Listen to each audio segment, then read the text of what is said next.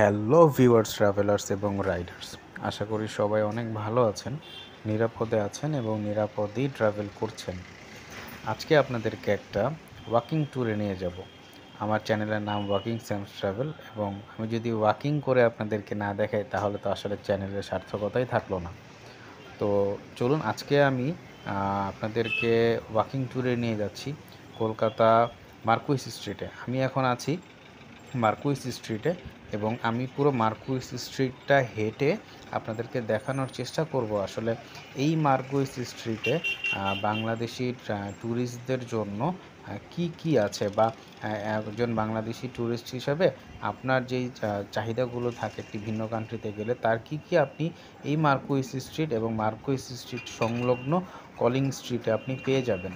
তো খুব বেশি কথা বলবো না, জাস্ট কিছু প্রয়োজনীয় ইনফরমেশন দেওয়ার চেষ্টা করব, যেন আপনারা কলকাতাতে যদি মার্কুইস স্ট্রিটে আসেন বা এই এলাকার নিউ মার্কেট এরিয়াতে আসেন, তাহলে আপনারা কি কি আসলে এই মার্কুইস স্ট্রিটে পাবেন। তো আমার সাথে যেতে যেতে আপনারা বুঝতে পারবেন যে আসলে এই মার্কুইস স্ট্রিটটাই হচ্ছে বেসিক্যালি বাংলাদেশিদের খুব পছন্দের একটা জায়গা। সেটা শুধু আজকে না, এটা অনেক বছর আগে থেকেই মার্কুইস স্ট্রিট অনেক পছন্দের একটি জায়গা। এটার একটা অনেক বড় কারণ হচ্ছে বাংলাদেশ থেকে যখনই কোনো ট্যুরিস্ট বাস আসে, সেই প্রত্যেকটা বাসই আপনাদেরকে মার্কুইস স্ট্রিটে এসে শেষ একদম এখানে এসে আপনাদেরকে নামিয়ে দিবে। সো ট্যুরিস্টদের প্রথম পাটাই আসলে কলকাতায় পড়ে মার্কুইস স্ট্রিটে। তো আমরা চেষ্টা করছি যে মার্কুইস স্ট্রিটের আশেপাশে যতগুলো হোটেল বা ছোট ছোট থাকার জায়গা আছে এবং কোথায় কোথায় খাওয়া আছে, এই জিনিসগুলো আপনাদেরকে একটু দেখানো, এবং সাথে আমি চেষ্টা করব প্রত্যেকটা বাস কাউন্টারের একটু ছবিগুলো দেখানোর জন্য। আপনারা দেখতেই পাচ্ছেন যে আমাদের দেশে অনেকগুলো বাস ট্রাভেল কোম্পানি কিন্তু কলকাতাতে আছে। তো আশা করি কোনো সমস্যাই হবে না টিকিটের জন্য। যেটা বলছিলাম, বেসিক্যালি মার্কুইস স্ট্রিট থেকে আমরা এখন একটু সামনে এসে ডান দিকের যে ছোট রাস্তাটা চলে গেছে, এই রাস্তা ধরে আমরা কলিং স্ট্রিটে চলে যাচ্ছি। মার্কুইস স্ট্রিটে আপনাদের সোহাগ, শ্যামলী, এনার ট্রাভেলস, আরও দেশ ট্রাভেলস এবং আরও অনেকগুলো আমাদের দেশি বাস কোম্পানিগুলো আপনি পেয়ে যাবেন ঢাকা এবং ঢাকা কলকাতা বা কলকাতা ঢাকা আসা যাওয়ার জন্য। তো এই রোডটা পুরোটাই হচ্ছে বেসিক্যালি ট্যুরিস্ট বেসড এরিয়া। তো আসলে এক কথায় বলা যায় যে এটা একরকম বাঙালি পাড়াই বলা যায়, কলকাতা শহরের ভিতরে এক টুকরো বাঙালি পাড়া। তো এই কলিং স্ট্রিটের দিকে আমরা যাচ্ছি। বেসিক্যালি এই পুরো এরিয়াটা সম্পূর্ণ মুসলিম এরিয়া, বা অধিকাংশ মানুষই এই জায়গায় মুসলিম বিহারি। তো যারা আমরা কলকাতায় ট্রাভেল করছি, যারা প্রথমবার ট্রাভেল করছি, তাদেরকে বলছি আপনাদের খাওয়া দাওয়া নিয়ে চিন্তা করার কোনো কারণই নেই। এই কলিং স্ট্রিট বা মার্কুইস স্ট্রিট যে কোনো জায়গাতে আপনি নিশ্চিন্তে যে কোনো হোটেলে ঢুকে খেতে পারেন। ঢাকা মেজবান, আমাদের ঢাকা মেজবানের পাশেই আমাদের চিটাগং মেজবান, চিটাগং রেস্টুরেন্ট। সো সব জায়গাতেই আপনি গেলে একটা বাঙালি ভাইব পাবেন। সো চিন্তার কোনো কারণ নেই, যে কোনো একটা হোটেলে আপনি খেতে পারেন। চট্টগ্রাম মেজবান দেখতেই পাচ্ছেন। সো এইখানে আমাদের গরুর কালো ভুনা থেকে শুরু করে অন্যান্য আইটেম, চিকেন, ভেজিটেবল সবই পাওয়া যায়। এবং এখানে এই স্ট্রিট পুরোটাই কিন্তু অনেকগুলো খাওয়ার হোটেল আছে। তো অনেকে আমরা হেঁটে হেঁটে অনেক এরিয়া দেখি না, যার জন্য আমরা অনেক কিছু অজানা থাকে। তা আমি এবার চেষ্টা করেছি যে এই জায়গাগুলো ঘুরে ঘুরে আপনাদেরকে দেখানোর জন্য, যে আসলে এই এই এই জায়গাগুলোতে যদি আপনারা আসেন তাহলে আপনাদের অনেক অনেক চাওয়া এবং পাওয়া কিন্তু পূর্ণ হয়ে যাবে। তো দেখতেই পাচ্ছেন রান্নার প্রিপারেশন চলছে বিভিন্ন হোটেলে, বাজার আছে, এখানে লোকাল বাজার বসেছে। এবং এই রাস্তা ধরে সোজা চলে গেলে আপনি মির্জা গালিব স্ট্রিটে চলে যাবেন। ডান দিকের যে রোডটা দেখতে পাচ্ছেন সোজা মির্জা গালিব স্ট্রিট।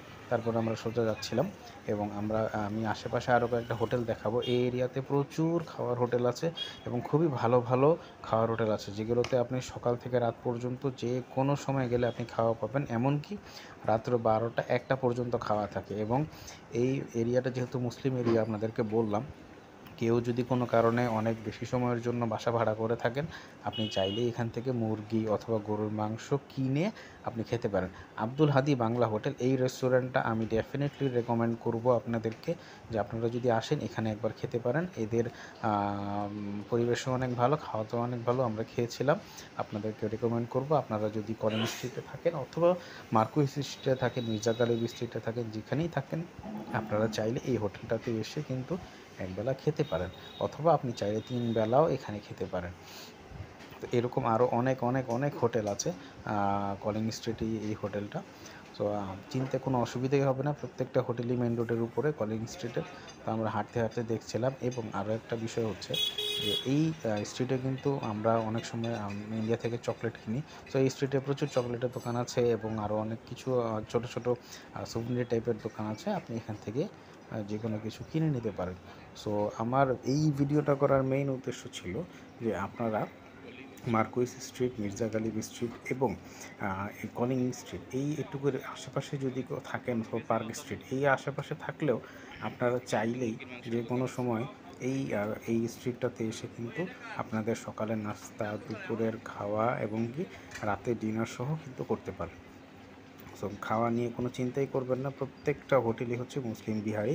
সো ওনাদের ব্যবহার, খাওয়া দাওয়ার মান সবই খুব ভালো। আশা করি আপনারা আশাহত হবেন না।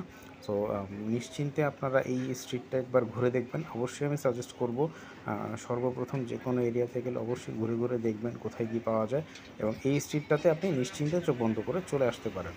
সো আপনাদের জন্য এই ভিডিওটা বানানোর আমার মেইন উদ্দেশ্য ছিল, যারা প্রথমবার কলকাতায় যাচ্ছেন অথবা গিয়েছেন কিন্তু এদিকে আসেননি, তাদের জন্য আমার সাজেশন থাকবে আপনারা মার্কুইস স্ট্রিট থেকে ডান দিকের ছোট রোডটা ধরে কলিং লেনে চলে আসবেন বা কলিং স্ট্রিটে চলে আসবেন, যেখানে আপনারা নিশ্চিন্তে গরুর মাংস, ভাত, মুরগি, সবজি, খাসির মাংস সবই কিন্তু খাওয়ার জন্য পেয়ে যাবেন। আশা করি আমার ভিডিওটি আপনাদের কাছে ভালো লেগেছে। আমি চেষ্টা করেছি যে ইনফরমেশনগুলো আপনাদের সাথে শেয়ার করার জন্য, আর কিছুই না, যেন আপনাদের ট্রাভেলটা অনেক আনন্দদায়ক হয় এবং নিরাপদ হয়, এবং আপনাদের যদি কোনো জানার কোনো আগ্রহ থাকে, ইচ্ছা থাকে, সেটা যেন আপনারা আমার ভিডিও থেকে পেয়ে যান। তো আশা করি আমার ভিডিওটি অনেক ভালো লেগেছে। আমার চ্যানেলের সাথে থাকবেন, ওয়াকিং স্যামস ট্রাভেল আমার চ্যানেলের সাথে থাকবেন। পরবর্তী কোনো একটা ভিডিওতে অবশ্যই আবার দেখা হবে। সবাই ভালো থাকবেন, ধন্যবাদ। একটা নাম ছিল দুপুরে যেটা খেলাম, ওটাতে একটা বিহারি ছেলে বসা ছিল। ওদের কালো ভুনাটা ভালো ছিল। আমি যেটা দুপুরে খাইছিলাম আমরা, ওইটা এটা না। আমরা হচ্ছে ওই হোটেলটা বন্ধ পেয়ে ওইটাতে বসছিলাম।